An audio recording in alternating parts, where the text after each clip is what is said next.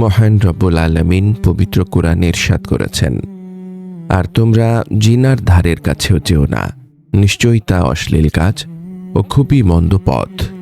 সূরা বনী ইসরাঈল আয়াত ৩২। খেয়াল করুন, আল্লাহ তাআলা এখানে শুধু জিনা বা ব্যভিচার করতে নিষেধ করেননি, বরং এর নিকটবর্তী হতেও কঠোরভাবে বারণ করেছেন। কারণ জিনার ধারের কাছে যাওয়াটাই মানুষকে চূড়ান্ত পাপের দিকে ধাবিত করে। অথচ আজ আমাদের সমাজের চিত্র কতই না ভয়ানক হয়ে দাঁড়িয়েছে।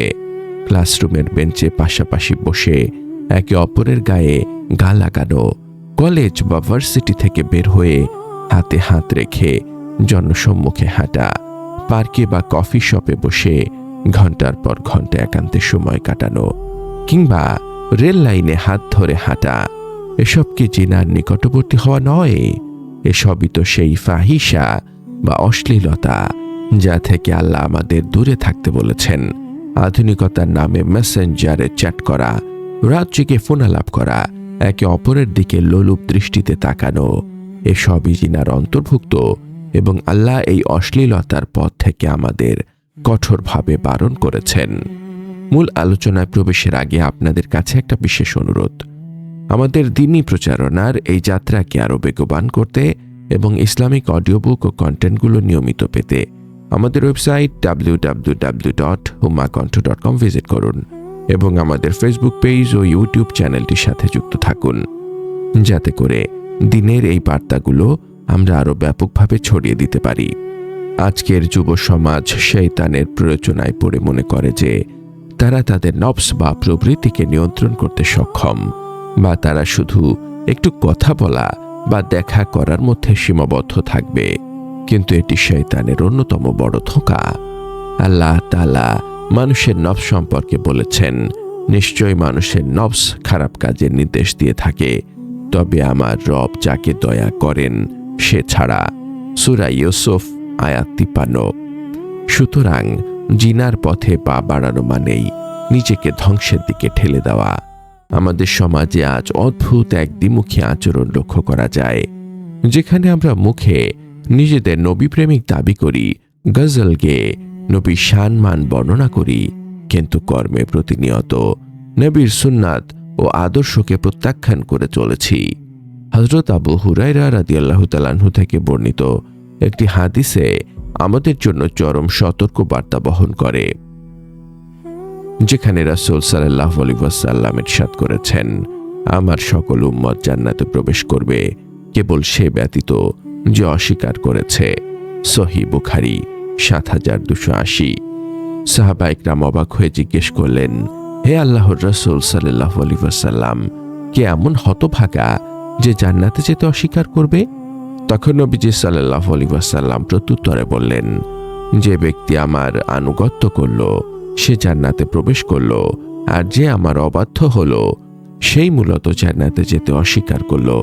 এই হাদিসটি আমাদের বর্তমান অবস্থার এক জ্বলন্ত প্রতিচ্ছবি, যেখানে আমরা নবীর নাম শুনে আবেগপ্রবণ হই, কিন্তু নবীর নির্দেশিত পথে চলতে নারাজ। রাসূল সাল্লাল্লাহু আলাইহি ওয়াসাল্লাম পুরুষদের দাড়ি রাখতে বলেছেন, টাকনোর ওপর কাপড় পরতে বলেছেন, হারাম থেকে বাঁচতে বলেছেন, অথচ আমরা আধুনিকতার দোহাই দিয়ে সেই নির্দেশগুলোকে তুচ্ছ জ্ঞান করছি এবং নিজেদের খেয়াল খুশি মতো জীবন পরিচালনা করছি। আমাদের সমাজের অনেক অভিভাবক আছেন যারা তাদের সন্তানদের জাগতিক ক্যারিয়ার নিয়ে যতটা চিন্তিত, তাদের আখিরাত নিয়ে ততটাই উদাসীন। তারা হয়তো সন্তানকে ডাক্তার বা ইঞ্জিনিয়ার বানানোর জন্য লাখ লাখ টাকা খরচ করছেন, কিন্তু সন্তানকে দিন শেখানোর জন্য বিন্দুমাত্র সময় বা অর্থ ব্যয় করতে চান না। একজন বাবা হয়তো তার ছেলের মুখে দাড়ি দেখলে বিরক্ত হন, কিন্তু সেই ছেলে যখন ধূমপান করে, নেশা করে বা অবৈধ প্রেমে জড়িয়ে পড়ে, তখন তিনি সেটাকে বয়সের দোষ বলে এড়িয়ে যান। অথচ হারাম রিলেশন বা নেশা করা আল্লাহর বিধানের স্পষ্ট লঙ্ঘন। আল্লাহ তাআলা কিয়ামতের দিন প্রত্যেক দায়িত্বশীল ব্যক্তিকে তার অধীনস্থদের ব্যাপারে জিজ্ঞাসাবাদ করবেন, যেমনটি হাদিসে এসেছে, তোমরা প্রত্যেকেই দায়িত্বশীল এবং প্রত্যেককেই তার দায়িত্ব সম্পর্কে জিজ্ঞাসা করা হবে।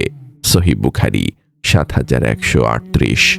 কিয়ামতের সেই ভয়াবহ দিবসের কথা স্মরণ করুন, যেদিন ধন সম্পদ ও সন্তান সন্ততি কোনো কাজে আসবে না। কেবল সেই ব্যক্তি মুক্তি পাবে যে আল্লাহর কাছে আসবে সুস্থ ও পবিত্র অন্তর নিয়ে, যেমনটি আল্লাহ পবিত্র কোরআনে ইরশাদ করেছেন, যেদিন ধন সম্পদ ও সন্তান সন্ততি কোনো কাজেই আসবে না। কেবল সেই ব্যক্তি মুক্তি পাবে যে আল্লাহর কাছে আসবে সুস্থ ও পবিত্র অন্তর নিয়ে। সূরা আশ-শুআরা আয়াত ৮৮-৮৯। কালবুল সালিম বা সুস্থ অন্তর হল সেই অন্তর যা শিরক, কুফর এবং নিফাক থেকে মুক্ত এবং যা সর্বদা আল্লাহ ও তার রাসূলের আনুগত্যে মগ্ন থাকে। অথচ আমরা দুনিয়ার ক্ষণস্থায়ী সুখের জন্য আমাদের অন্তরকে পাপের কালিমায় কলুষিত করে ফেলেছি এবং আল্লাহর স্মরণ থেকে বিমুখ হয়ে আছি। আল্লাহ তাআলা মানুষকে সতর্ক করে দিয়ে বলেছেন, তোমরা কি মনে করছো যে আমি তোমাদের অনর্থক সৃষ্টি করেছি এবং তোমরা আমার কাছে ফিরে আসবে না? সূরা আল মুমিনুন আয়াত ১১৫। মানুষের হিসাব নিকাশের সময় ঘনিয়ে এসেছে, অথচ তারা উদাসীনতায় মুখ ফিরিয়ে আছে। সূরা আল আম্বিয়া আয়াত ১। মানুষ মনে করে মৃত্যু অনেক দূরে, বৃদ্ধ বয়সে তওবা করে নেব, কিন্তু মৃত্যু কোনো বয়সের ধার ধারে না।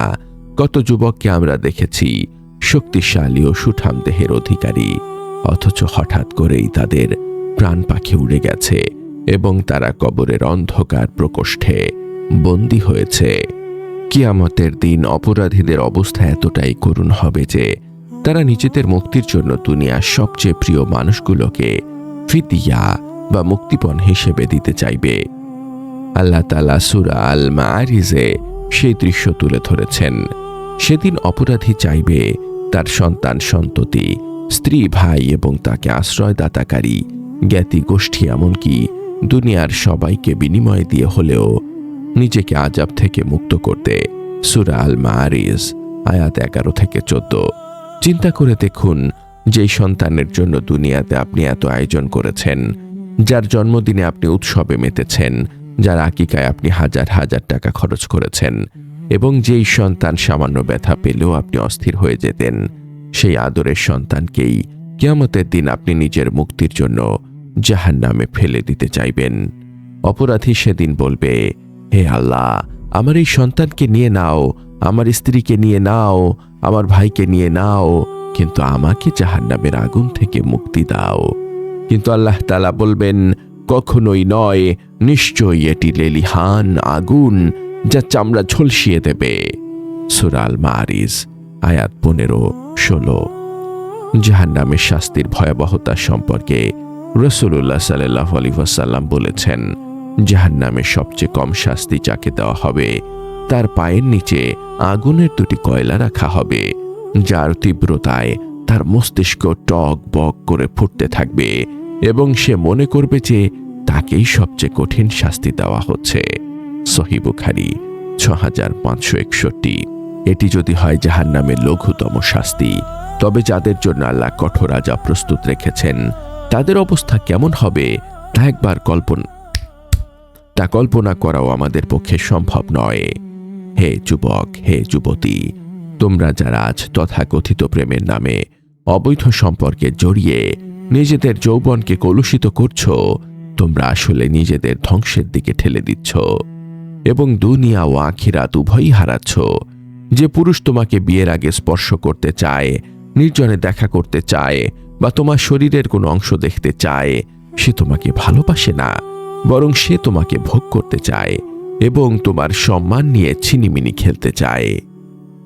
যে পুরুষ প্রকৃত মুমিন এবং আল্লাহকে ভয় করে, সে কখনো বিয়ের আগে কোনো নারীর দিকে কুদৃষ্টি দেবে না বা তাকে স্পর্শ করার দুঃসাহস দেখাবে না, বরং সে তার দৃষ্টিকে সংযত রাখবে এবং আল্লাহর বিধান মেনে হালাল উপায়ে তোমাকে পাওয়ার চেষ্টা করবে। মনে রেখো, আল্লাহ যা হালাল করেছে তার মধ্যেই রয়েছে শান্তি ও কল্যাণ, আর যা হারাম করেছেন তার মধ্যে রয়েছে অশান্তি ও ধ্বংস। তোমরা যারা এখন বয়সের আবেগে ভুল করছো, হয়তো ভাবছো কেউ জানবে না বা এতে কোনো ক্ষতি হবে না, কিন্তু মনে রেখো, আল্লাহ সব কিছু দেখছেন এবং কিয়ামতের দিন প্রতিটি কর্মের হিসাব দিতে হবে। সেদিন তোমার হাত, পা, চোখ এবং শরীরের চামড়া তোমার বিরুদ্ধে সাক্ষী দেবে। আল্লাহ বলেন, আজ আমি তাদের মুখে মোহর মেরে দেব। তাদের হাত আমার সাথে কথা বলবে এবং তাদের পা সাক্ষ্য দেবে তারা যা অর্জন করত। সূরা ইয়াসিন আয়াত 65। সুতরাং এখনো সময় আছে ফিরে আসার, তওবা করে আল্লাহর পথে নিজেকে সঁপে দেওয়ার। তোমার যৌবনকে আল্লাহর ইবাদতে এবং পবিত্রতার সাথে অতিবাহিত করো। কারণ যে যুবক বা যুবতী তার যৌবনকালকে আল্লাহর ইবাদতে কাটায়, কিয়ামতের ভয়াবহ দিনে আল্লাহ তাকে তার আরশের ছায়ায় স্থান দেবেন, যেদিন আর কোনো ছায়া থাকবে না। সহিহ বুখারী 660। আমাদের উচিত আমাদের রবের আহ্বানে সাড়া দেওয়া এবং শয়তানের এই মোহজাল থেকে বেরিয়ে আসা। মুমিন তো তারাই যাদের হৃদয়ে আল্লাহকে স্মরণ করা হলে ভয়ে কেঁপে ওঠে এবং যখন তাদের সামনে আল্লাহর আয়াতসমূহ পাঠ করা হয় তখন তাদের ঈমান বৃদ্ধি পায় এবং তারা তাদের রবের ওপরই ভরসা করে। সূরা আল আনফাল আয়াত 2। এই আয়াতের মাপকাঠিতে নিজেকে যাচাই করো। গান বাজনা শুনলে তোমার হৃদয় প্রশান্ত হয় নাকি কোরআনের আয়াত শুনলে তোমার ঈমান বৃদ্ধি পায়?